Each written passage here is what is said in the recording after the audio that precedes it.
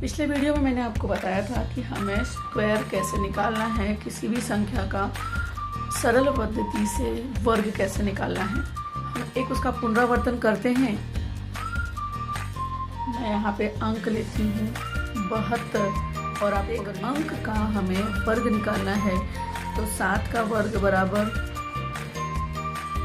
49, 2 का वर्ग 4। अब मैं इसको यहाँ पे लिख देती हूँ 7 49 और 4।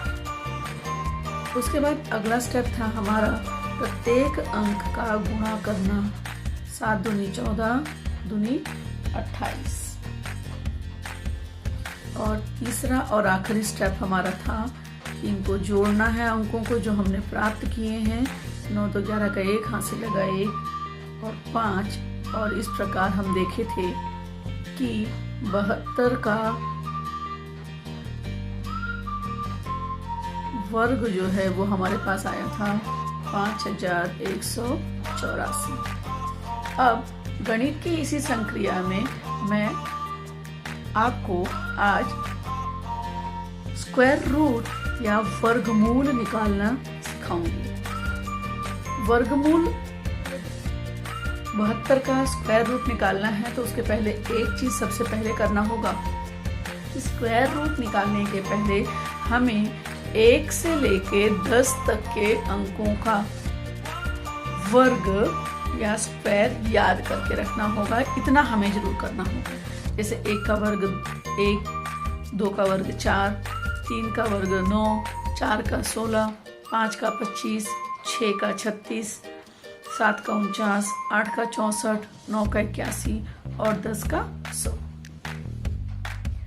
अब इस विधि में इस संख्या का स्क्वायर रूट निकालने के लिए हमें यह देखना है सबसे पहले कि यह 72, ये 72 जो है वह किन वर्गों के बीच में आता है, किन दो वर्गों के बीच में आता है।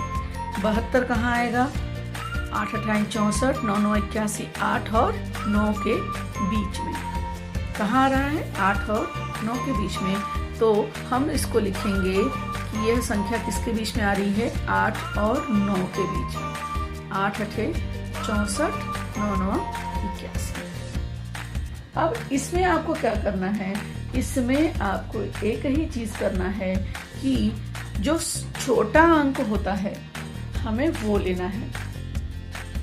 अब मैंने इस नियम के आधार पे मैंने ले लिया 8 और मुझे अब 8 का डबल करना है। 8 का डबल यानी कितना? 8 गुणे 2 बराबर 16। दूसरा अगला क्रम करना है कि 64 और 72 के बीच में कितने अंकों का अंतर आता है, यानी अंतर निकालने के लिए मैं करूंगी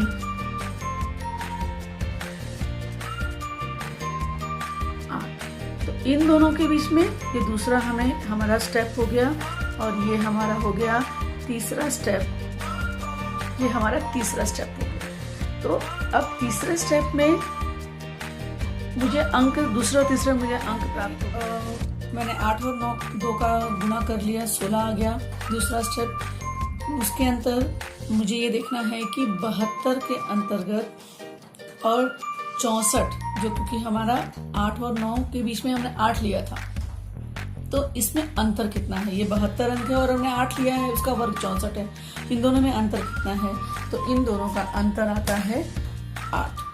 अब हम तीसरा स्टेप जो है उसको जो करेंगे उसमें हम करने वाले हैं, हम लिखेंगे ये जो हमें 8 प्राप्त हुआ है, तीसरा अंक, तीसरा बटे दूसरे स्टेप पे जो हमें यहाँ पे ये प्राप्त हुआ था 16, हम वो लिखेंगे 8 बटे 16 और हम इसको काटते हैं तो हमारे पास उत्तर आता है 1 बटे 2 और इसमें हम भाग क्रिया करते हैं तो हमारे पास उत्तर आता है 0.5।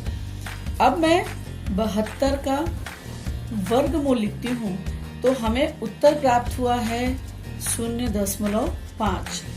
किंतु हमने जो सवाल किया था, जब शुरू किया था तो उसमें हमने ये किया था कि पहला स्टेप हमने किया था 8 और 9 के बीच में जो संख्या आती है 72, तो हमने 8 लिया था।